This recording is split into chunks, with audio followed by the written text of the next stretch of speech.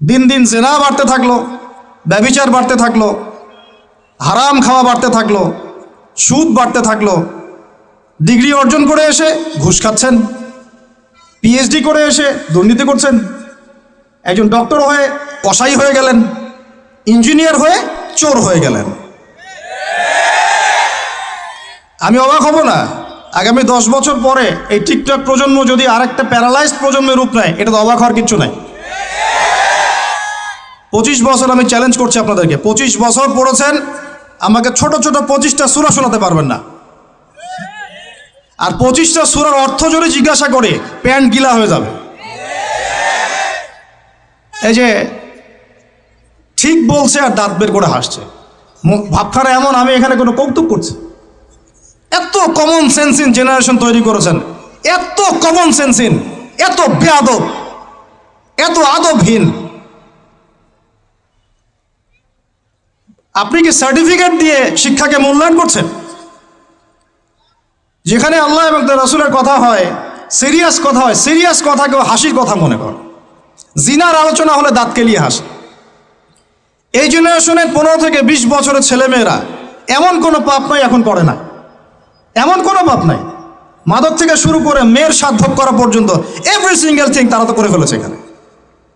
আপনারই ছেলে, আপনারই মেয়ে, আমারই ভাই, আমারই বোন।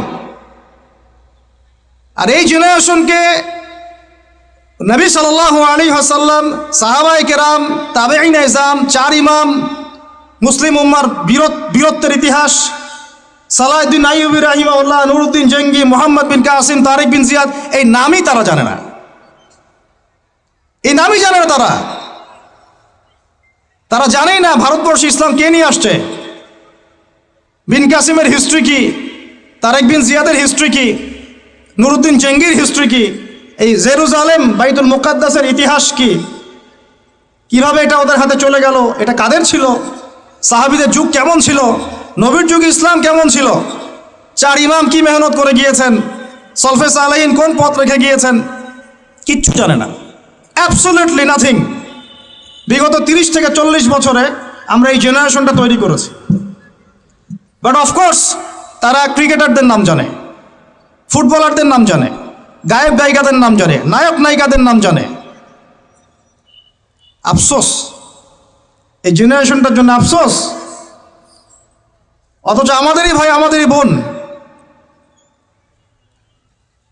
আপনি পৃথিবী থেকে চলে গেলে রব্বির হামহুমা কামা রব্বায়ানি সগীরাও বিশুদ্ধ করে পড়তে পারবে কিনা সন্দেহ আছে। দোয়া করে রব্বির হামহুমা কামা রাব্বায়ানি সাগীরা, এই একটা বাক্যের মধ্যেই 5টা-6টা ভুল হলো। বলে রাব্বির হামহুমা কামা রাব্বায়ানি সাগীরা, এভাবে বলে আপনার ছেলে। ব্যর্থ পিতা আপনি, একজন ব্যর্থ পিতা, একজন ব্যর্থ মা। যে মা, যে পিতা সন্তানকে কোরআন শেখাতে পারলো না, এর চেয়ে হতভাগায় পৃথিবীতে কেউ নাই। কোরআন আল্লাহ পাক আপনাকে দিয়েছেন শোকেজের মধ্যে তুলে রাখতে। বাবা মারা গেলে 3 দিনের দিন বের করবেন, 40 দিনের দিন বের করবেন, আর বছর কির দিন বের করবেন। ওই দিন হুজুরকে খুঁজবেন, হুজুর আসেন জানাজা পড়াই দিয়ে যান।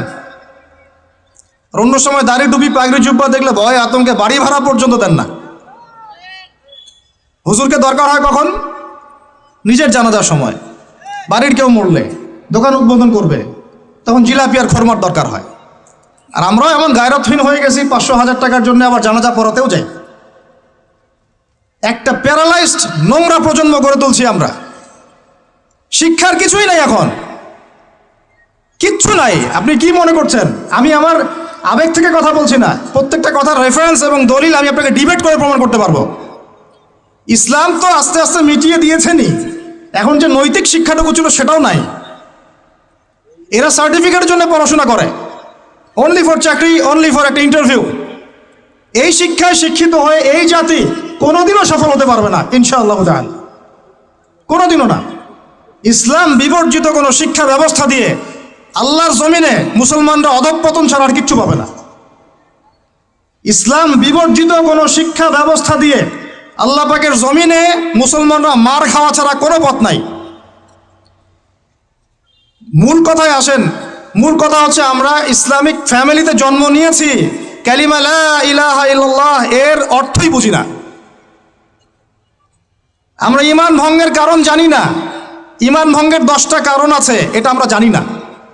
আমরা হয়তো অনেকে জানি ওযু ভঙ্গের কারণ কয়টা, কোন কোন কাজ করলে, কোন কোন কথা বললে ঈমান ভঙ্গ হয়ে যায়, এটা আমরা জানি না। মুসলিম পরিবারে জন্ম নিয়েছি, আমরা ইসলামের এই নেয়ামত মোটেই স্বীকার করতে পারি নাই, বুঝতে পারি নাই। যারা সংগ্রাম করে, সবর করে, রক্ত দিয়ে, জীবন দিয়ে ইসলাম প্রতিষ্ঠা করেছিলেন নবীর যুগে, তারা বুঝতেন ইসলামের স্বাদ কি, তৃপ্তি কি, ইসলামের নূর কি জিনিস। রেডিমেড পেয়েছি ইসলাম, ইসলামের আলিফ পর্যন্ত আমাদের ভিতরে ঢোকে নাই এখনো। শিরক, শিরক কত প্রকার কি কি ম্যাক্সিমাম জানে না, ম্যাক্সিমামই না। মুসলিম পরিবারে জন্ম নিয়েও ওই যে মাজার পূজা করছে, কবর পূজা করছে, তার ধারণা যে ওইখানে গেলে আল্লাহকে পাওয়া যাবে। শিরক কি কেন জানে না। মুসলিম পরিবারে জন্ম নিয়ে বলছে যে এই বিশ্বটা আল্লাহ পাক সৃষ্টি করেন নাই, নাউজুবিল্লাহ, বিগ ব্যাং থেকে সৃষ্টি হয়েছে। কথা কি বুঝতে পারেন? বুঝেন নাই মনে হয়, নাকি আমি ভুল জায়গায় ভুল ওয়াজ করতেছি? মুসলিম পরিবারে জন্ম নিয়ে বলছে মহাবিশ্ব বিগ ব্যাং থেকে সৃষ্টি হয়েছে, মানে আল্লাহ সৃষ্টি করেন নাই।